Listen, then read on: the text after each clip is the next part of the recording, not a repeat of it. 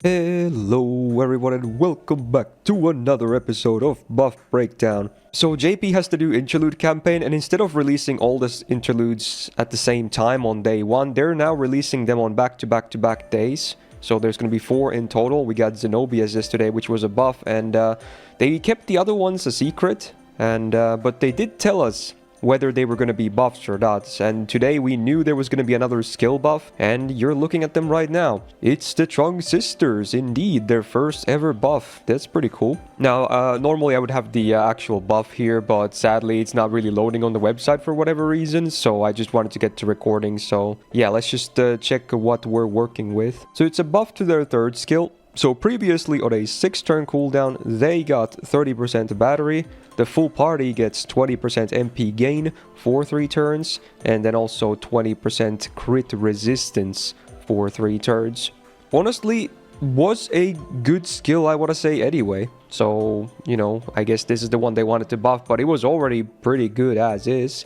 Just some nice effects to have, you know. Now let's see what they did.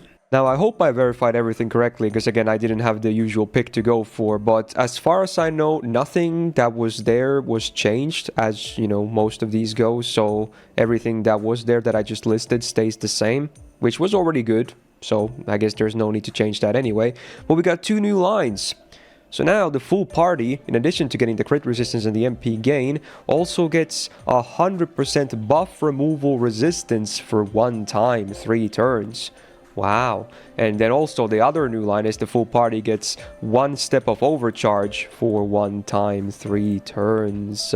This is a very nice buff, because obviously they are an art servant, and you know, usually you would probably pair them with Castoria if possible, and we all know the one, well, besides instant kill, the one like actual real Achilles heel versus Castoria is buff removal, since, you know, special invul is that strong, is like only countered by that. And with this, hey, you have Sabor protection, won't you look at that. Now the uptime is actually not too bad either, because the skill is on a 6-turn cooldown, so to have this up on, you know, once every activation is pretty solid. And then the overcharge obviously goes without saying, that is also great for them, because it's party wide. For themselves, the overcharge is not the biggest difference maker ever. It is a party-wide arts and buster buff for 3 turns. It would, because it's a 1-step, it goes from 10% on base to 15%.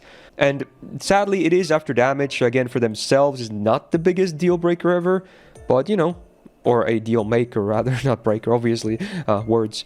But it's still nice to have, because again, even for supports, chances are this arts buff is still going to be very nice to have in case you want their MPs a bit easier. And for obviously the sisters themselves, both the buster and the arts up go pretty well for their MP and face carding damage. And then obviously, since we were talking about her, you know, obviously overcharge is absolutely broken on Castoria as well, because every step of overcharge on her MP gives the party 1 more hit of special invul, which is absolutely broken. And then pair that with the new buff removal resistance, hey, you are probably pretty infallible. So if there's ever a boss fight that's like, you know, super hard that also has buff removal, then honestly, I think they're going to be a very solid DPS option to go with your Castoria comp. Arguably, even some kind of an immortal variant is now doable, with them as well included.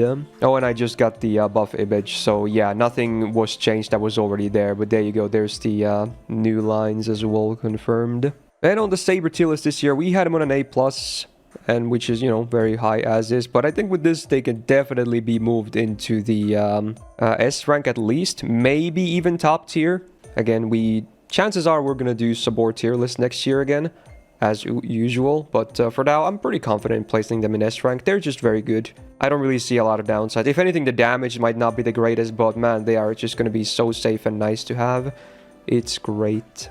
And finally, as a reminder from the intro, they are releasing these now in waves. So tomorrow we are still getting 1 more buff of these interludes, and that will be an MP buff specifically, which hopefully will be a juicy one. And then the final one on Saturday will just be a normal interlude for quartz. So not sure why they did it this way, like leaving the potentially most uninteresting thing at the end. Unless the story itself from the interlude is gonna be like crazy exciting. Maybe that's why.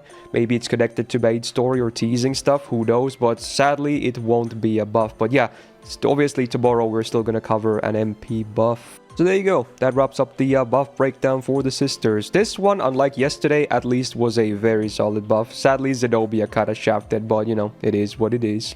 If you enjoyed this buff breakdown, do me a solid and click the thumbs up button on it. It really helps out. And hey, do subscribe not to miss out on future videos, because tomorrow we're right back for that MP buff on these interludes. Hopefully it's gonna be a real juicy one.